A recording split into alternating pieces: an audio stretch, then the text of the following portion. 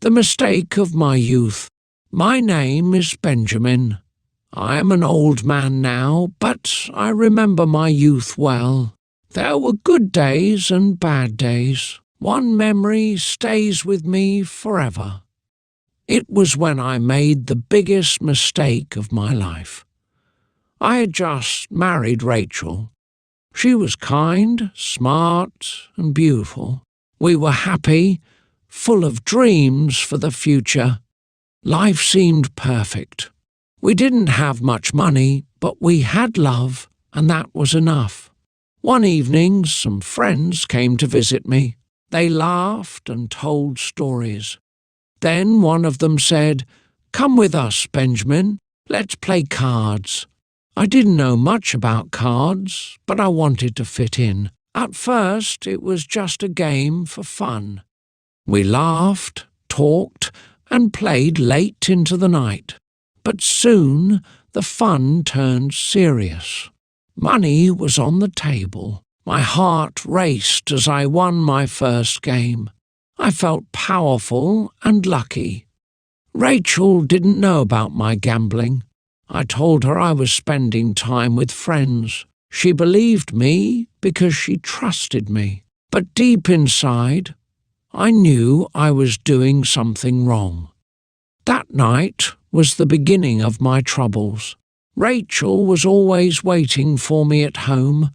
Her smile made the house warm and happy. But as time went on, my visits to those card games became more frequent. I was spending less time with her and more time with my so-called friends. The games were no longer just for fun. I started losing money, first a little, then a lot. My heart sank every time I handed over cash, but I kept playing, hoping to win it back. Just one more game, I told myself every night. One evening, Rachel asked gently, "Why are you coming home so late, Benjamin?" I looked into her kind eyes and lied. Work kept me busy. Her face softened. "I understand," she said, but guilt weighed heavy on me. Days turned into weeks, and my debts grew. I began selling our belongings to pay what I owed. Rachel noticed the missing furniture, but said nothing. She trusted me too much to ask questions. One night, I lost everything we had left. The small savings Rachel had carefully collected were gone. I walked home in the cold, my head heavy with shame. When I stepped inside, Rachel was waiting, her eyes filled with worry. "What happened, Benjamin?" she asked softly. I couldn't speak. Tears filled my eyes as I realized what I had done to the woman I loved. That night, I knew something had to change. The next morning, I sat by the window, watching the world outside. The weight of my mistakes was heavy on my heart. Rachel was in the kitchen, humming softly as she prepared breakfast. Her kindness only made my guilt worse. I knew I had to tell her the truth. "Rachel," I called softly. She came to me, her face full of love. "Yes, Benjamin?" she asked. I took a deep breath and said, "I have done something terrible." She sat down beside me, holding my hand. "Tell me," she said calmly. So I told her everything, the gambling, the debts, and the lies. Her eyes filled with tears, but she didn't let go of my hand. "I was scared to lose you," I confessed. "But I have already lost so much." Rachel squeezed my hand gently. "Money can come back, Benjamin, but trust must be rebuilt," she said. Her words cut deep, but they gave me hope. That day, we made a decision together. I promised to stop gambling and to work hard to pay back what I owed. Rachel believed in me, even when I didn't believe in myself. With her support, I knew I could change, but I also knew it wouldn't be easy. The first few weeks were the hardest. Every night, I fought the urge to gamble again. The memories of the flashing lights and the thrill of winning haunted my mind. But I remembered Rachel's tears and her gentle words. I couldn't betray her trust again. Rachel stood by my side, stronger than ever. She found small ways to encourage me, like leaving notes on the table that said, "You are stronger than your mistakes." Those little notes kept me going. One afternoon, I decided to sell the few things we had left of value to pay off some debts. I carried an old clock and some silverware to the market. It was painful, but necessary.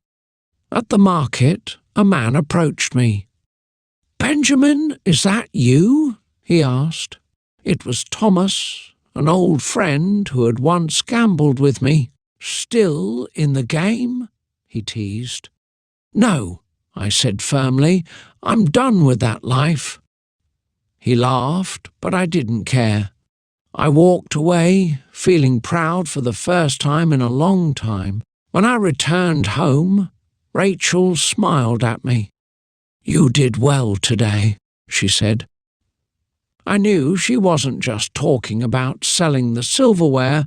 I was winning the battle inside me, one day at a time. As the months passed, life became calmer. Rachel and I worked hard to rebuild what we had lost. We didn't have much, but we had each other.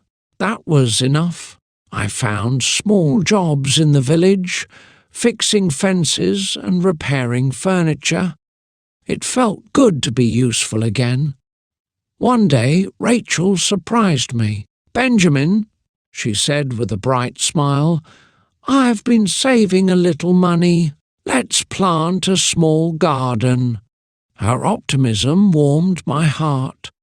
We bought seeds and spent days preparing the soil together. The garden became our symbol of hope. Each morning we watered the plants and watched them grow. Rachel laughed when the first tiny green leaves appeared. "See, life can start again, Benjamin," she said cheerfully. Her words stayed with me. Just as the plants grew from the dark soil, I believed I could grow from my mistakes. I no longer carried the weight of guilt every day. There was room for happiness in my heart again. One afternoon, as we sat by the garden, Rachel looked at me. "You've changed," she said softly. "You're stronger now." I smiled at her, knowing she was right. I was not the same man I had been. Years went by, and the garden continued to thrive, just like our life together. Rachel and I had learned to take things slow, to appreciate the simple moments. The mistakes of my youth still haunted me, but I had learned to live with them, to make peace with them. Every day I grew stronger, more at ease with the choices I had made. One day, as I sat in our small house by the window, watching the sun set over the hills, Rachel came to sit beside me. Her hand gently rested on mine. "Benjamin," she said, her voice soft but full of warmth, "you were lost, but you found your way back." I looked at her, her smile lighting up the room. She was right. I had been lost for so long, but in the end I had found my way. It wasn't an easy path, but with Rachel by my side, I had learned that the greatest gift was not success or wealth, but love and second chances. We often spoke of the past, of the mistakes I made and the lessons I had learned.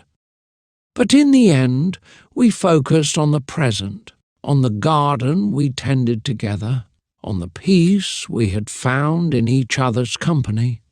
As I grew older, I realized that the most important thing was not the mistakes I had made, but the life I had rebuilt. With Rachel, I had found happiness again, and that was enough. I would never forget the past, but I was no longer a prisoner of it. I had forgiven myself, and that, in the end, was the most important thing of all.